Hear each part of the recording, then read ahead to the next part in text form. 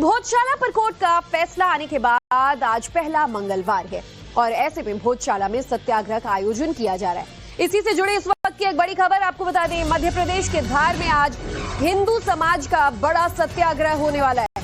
मां वाग्देवी की प्रतिमा भारत लाने के लिए ये सत्याग्रह किया जाएगा। आपको बता दें, फिलहाल लंदन के एक म्यूजियम में है मां वाग्देवी की प्रतिमा। आज भोजशाला में सूर्योदय से सूर्यास्त तक विशेष हवन पूजन किया जा रहा है। आपको बता दें, आज तीसरा बड़ा मंगलवार भी है और ऐसे में आज की पूजा काफी बड़े स्तर पर की जाएगी। इस सत्याग्रह को महासत्याग्रह का नाम दिया गया है। शुक्रवार को ही एमपी हाईकोर्ट की इंदौर बेंच ने ऐतिहासिक फैसला देते हुए भोजशाला को मंदिर बताया था, जिसके बाद से ही वहां पूजा अर्चना का दौर जारी है।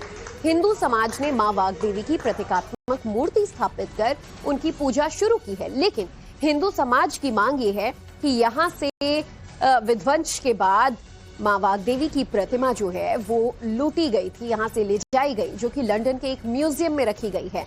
वो हमारे आस्था का जड़ है और मंदिर जो है वो उन्हीं के नाम पर यहाँ स्थापित था। तो ऐसे में अब सनातनियों की मांग है कि लंदन से मां वाग्देवी की मूर्ति वापस भारत लाई जाए।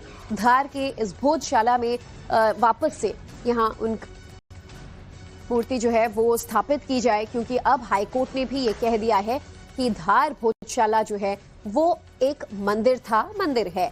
तो आपको बता दें, कोर्ट में काफी सारे सबूत पेश किए गए। इसमें 94 से ज्यादा मूर्ति और उनके खंडित हिस्से मिले। राजा भोजकाल से संबंधित शिलालेख मिले। वर्तमान ढांचे पर पारंपरिक हिंदू मंदिर की शैली की नक्काशी साफ दिखती है। दीवारों की परतें हटने पर त्रिशूल जैसे तमाम निशान जो हैं पारंपरिक हिंदू मंदिर की शैली की नक्काशी में नजर आते हैं।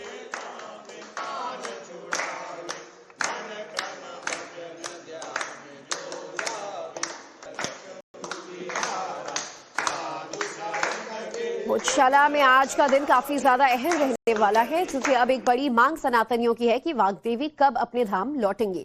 हमारे सहयोगी राकेश पांडे भोजशाला में मौजूद हैं, धार में मौजूद हैं, जो तमाम अपडेट्स और तस्वीरें वहां से हम तक पहुंचा रहे हैं। राकेश, आज न सिर्फ तीसरा बड़ा मंगलवार है, बल्कि भोजशाला के लिए अहम दिन इसलिए भी कि पहले तो कोर्ट ने ये डिक्लेयर कर दिया कि धार भोजशाला एक मंदिर है और अब सनातनियों की उम्मीद जगी है और उन्हें लगता है कि लंदन से मां वाग्देवी की मूर्ति लाकर उनके धाम में जल्द स्थापित की जाए।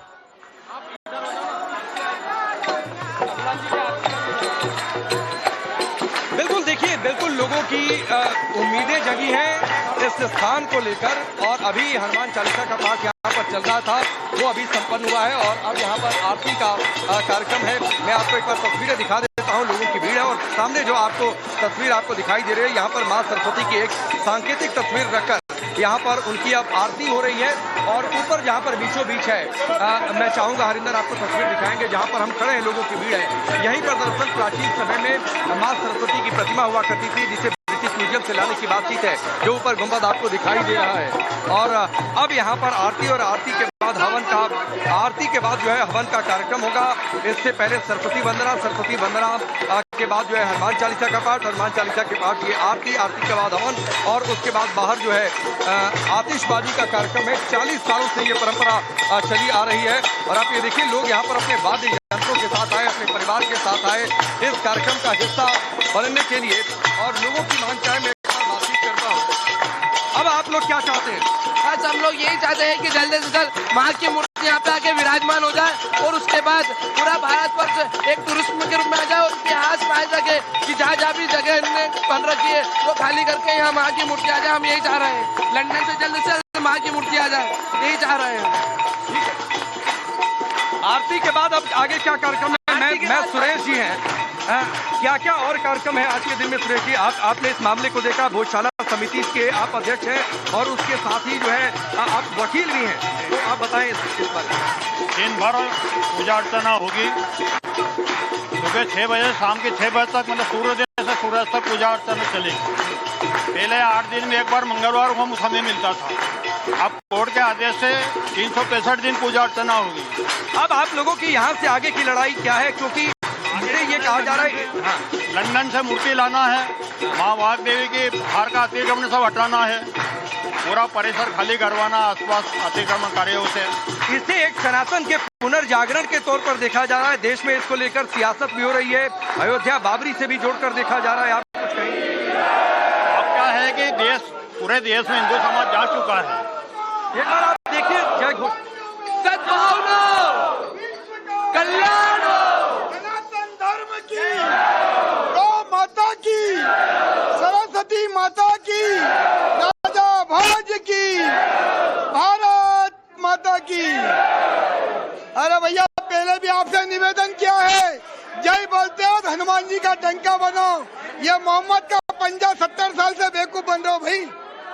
श्री रामचंद्र कृपाल भजमन हरण भव भय। और देखिए, हनुमान चालीसा के बाद अब यहाँ पर इस सत्याग्रह में श्री राम स्तुति शुरू हो गई है। लोग एक बार फिर से आरती के लिए खड़े हुए थे और आरती के बाद अब श्री राम स्तुति।